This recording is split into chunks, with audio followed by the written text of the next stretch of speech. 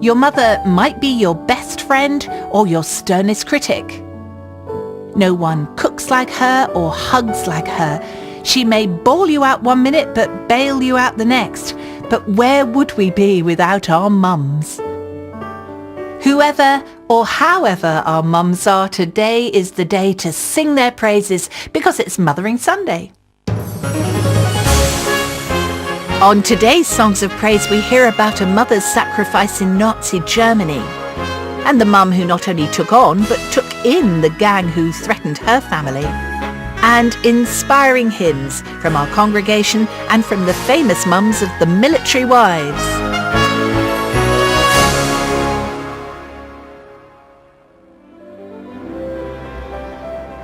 Mothering Sunday falls on the fourth Sunday in Lent, the season associated with sacrifice and reflection. So today we reflect on the sacrifice made by the mothers who shape our lives. And it's a great time to say thank you in springtime when the world around us is bursting into new life. So our congregation at St Albans Church in Bristol begins with a hymn that celebrates the blessings of our Creator God, not only in the beauty of the world around us, but also in the gift of human love.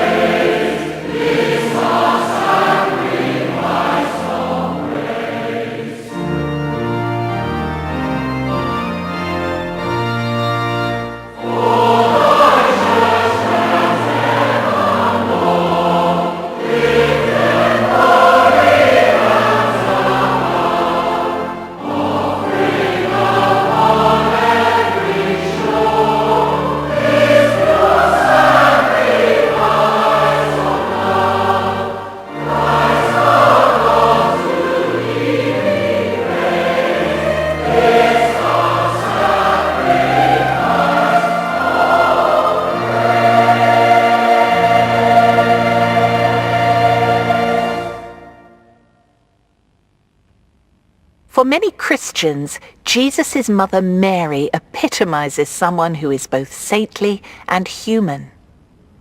She did share times of celebration with her son at the wedding in Cana, for example, when he turned water into wine.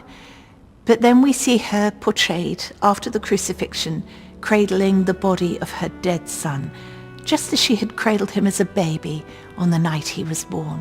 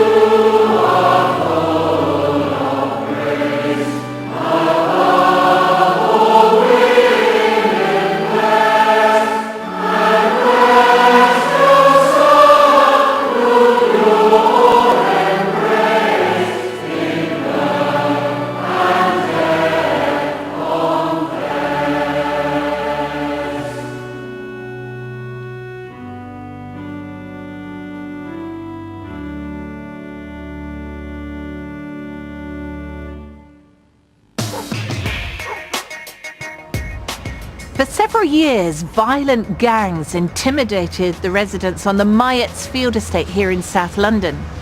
Mimi Asher worried for her children's safety, but her worst fear was realised when her own son became a member of one of the most notorious gangs. An officer knocked on my door. He wanted to interview Michael about the crime that had happened. Did he see anything? So it was during the conversation that the officer asked him a question. You're a part of OC. So it was then I'm thinking, what's OC? Then the officer explained to me it means organized criminal. So obviously Michael denied that he wasn't part of any OC. But then my alarm sounded. I entered into depression. I was so unhappy, but I needed to do something about it. I knew that I couldn't reach out to Michael because Michael was very difficult to get to. He wasn't going to tell me anything. So I had to go through his friends, and I started inviting his friends to my house.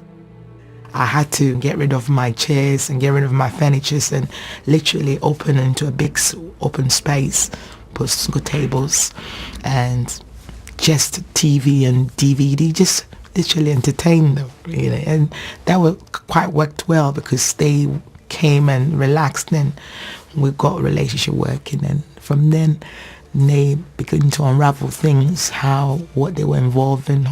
You mothered them, really, didn't you? I did. I washed their clothes, make sure the food was cooked.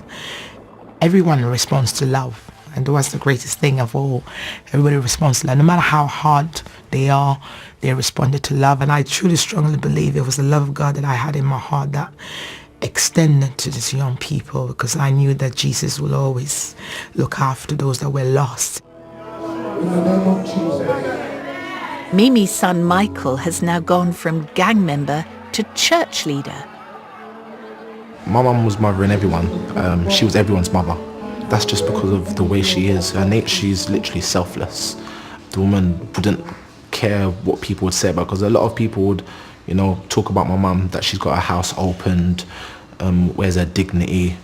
She's got a lot of young people coming in and out of the house here and there, but they never understood the power of her doing that, and her opening herself up like that is the reason why so much lives have been changed and still been saved, and prior to the reason why I'm not even in prison. And it's only because of that grace and that mercy that we are able to come before. And it's not just Michael's life which has been transformed. Carl was one of the leaders in the gang, but is now to be found ministering at church. There's men's standard of love and there's God's standard of love, yeah? She, 1 Corinthians 13, loved us, long-suffering, long-bearing, did not judge us, genuinely opened her heart, her life, her home to us. I call her my second mother, and maybe about 50 others call her their second mother.